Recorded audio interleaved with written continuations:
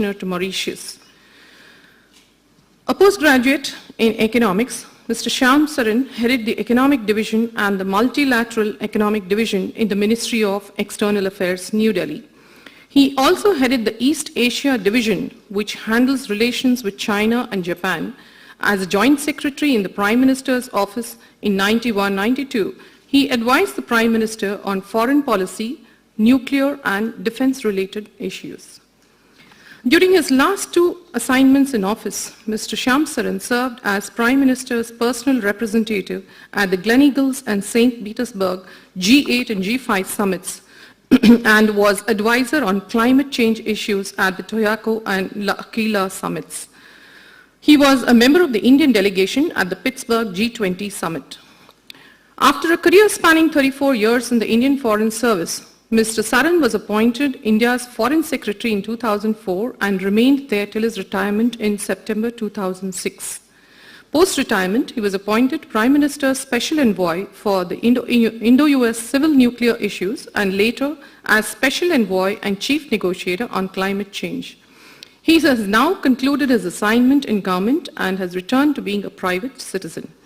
Currently, Mr. Shyam Saran is member of the National Security Advisory Board under the National Security Council. He is also Chairman, Research and Information Systems for Developing Countries and a Senior Fellow with the Center for Policy Research. He speaks and writes regularly on a variety of subjects. This year, on January 26th, Mr. Shyam Saran was awarded the third highest national award in the country, that is the Padma Bhushan, by the President of India for his contribution to civil services. I now request Mr. Shyam Saran to deliver the inaugural address.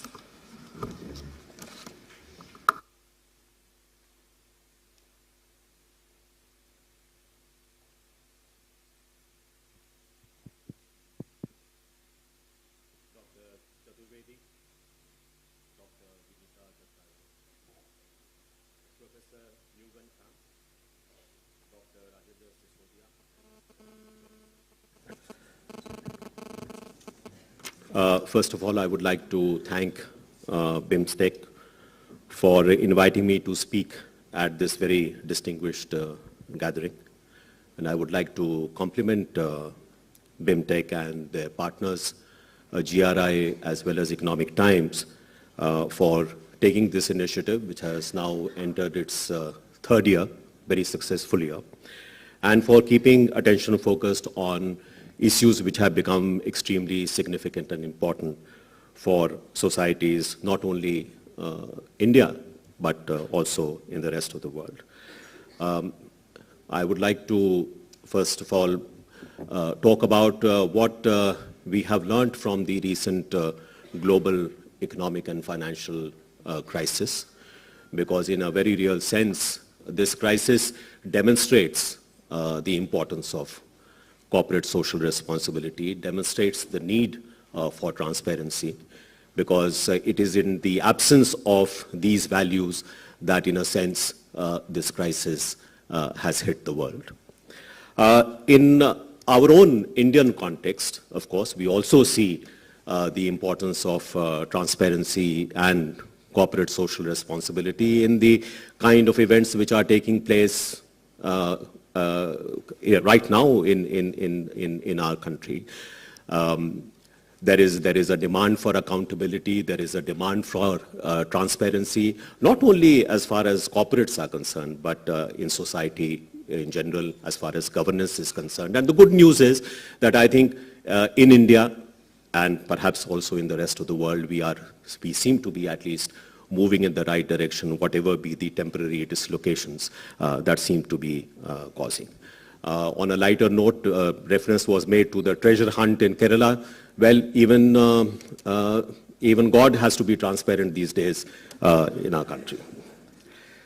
I would like to really talk about these issues in the context of something that at least I'm familiar with, since I'm not really a business management consultant or a trained economist in that sense. But what I have learned from my experiences, particularly with respect to diplomacy in general, but also in terms of my recent experience as a negotiator on climate change. Professor Sisodia referred to the great changes that are taking place in the world today.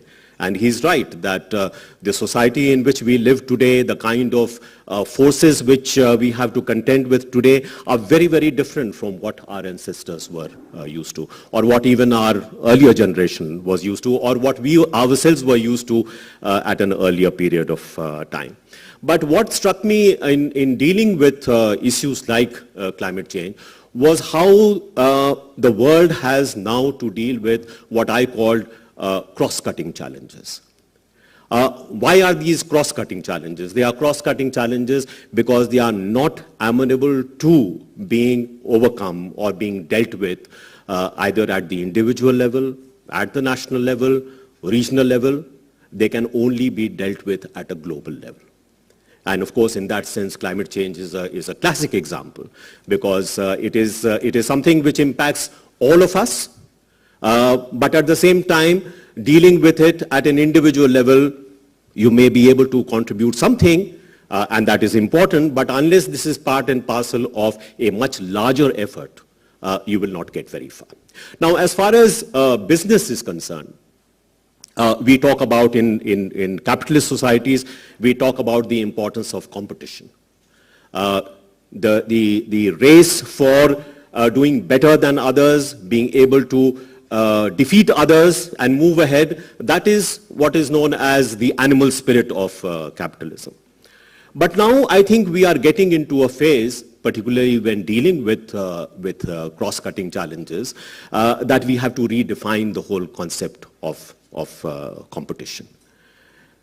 Because many of the problems that we face, like say climate change, unless you have a collaborative effort on the part of all the nations of the world, of very important corporations in the world, unless they work together, you would not be able to deal with these challenges. Why is this the case? Is this the case because we have in economics the concept of internal economies and external economies. So to give you a very, very simple example, a street light in a neighborhood. No resident maybe pays for the consumption of that electricity for the street light, but all enjoy the benefit from that, from the street lights. That is a classic external economy that we enjoy. Or even in a society, if you have good governance, you have clean air, you have clean water to drink, these are all public goods that we all enjoy. Perhaps each one of us is not paying the price for that particular benefit that we are getting. Now, I think we have now come to a point where there is a misalignment between what is individually of benefit to us and what is the larger benefit that we enjoy. Now, you could, from the individual's point of view, in the past say, well, as long as I'm making money, as long as I'm making a profit, as far as the larger environment is concerned, this is the concern of the government or somebody else has to do this. This is not my job. I am good at making money. I am good at running business, and that is what you should allow me to do. And I should not have to think about other things because that really interferes with what is my USP. Now we have come to a point where it is no longer possible to take that view. So you take, for example, even something like education in our country. Now businesses in India are finding that if they really want to grow, if they really want to become world-class companies, unless they have access to very highly skilled, trained manpower, they would not be able to get into that big league. So many corporates have decided that they need to invest money in education. Not only in higher education, but sometimes also in primary education, secondary education. Not because of a desire to sort of display a spirit of charity, but because this is fundamental to the success of their businesses themselves. In the terms of, again, climate change that I'm talking about, I often find that businesses, even in our own country, want to have a green label, but that's more like a public relations exercise. It is not really a commitment to having a green economy, and that is wrong. Because I think there has to be a realization that if we do not deal with this challenge, then all of us would be impacted, businesses included, and perhaps businesses will be impacted even more. Why do we say that? Because if you take a country like India, climate change and energy-related issues cannot be looked at in isolation.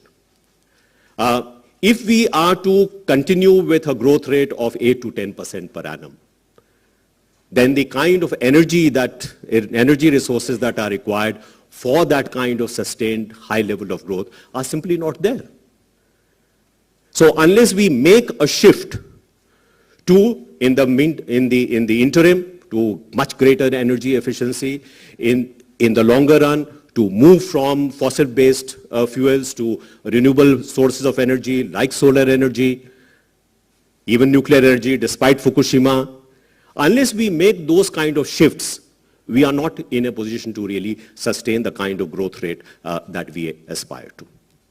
And therefore, investing in green or investing in renewable energy is not something just in order to get a green label, but it is fundamental to the survival of business itself. It is this consciousness which needs to be perhaps inculcated in business communities all over the world, but I would say particularly in the case of India. I would like to just conclude by, of course, referring to just a philosophical aspect. Profitability, of course, is the business of business. But profitability can also be looked upon from a short-term point of view of making money, but you also have to look at profitability perhaps in the longer term. Is a longer-term sustainable business possible? And in that sense, things like reputation, things like a sense of commitment to society, looking at profits, looking at wealth as a means to an end rather than an end in itself, these are actually values which are very much part and parcel of the Indian ethos. And perhaps there are lessons to be learnt from our own traditional values rather than looking at what norms we need to get from outside. I would like to wish every success to this seminar, to this conference. I see that you have a very, very rich agenda in front of you, and I have no doubt that as a result of this conference, there will be many new ideas and new initiatives which will emerge. And congratulations to all those who worked for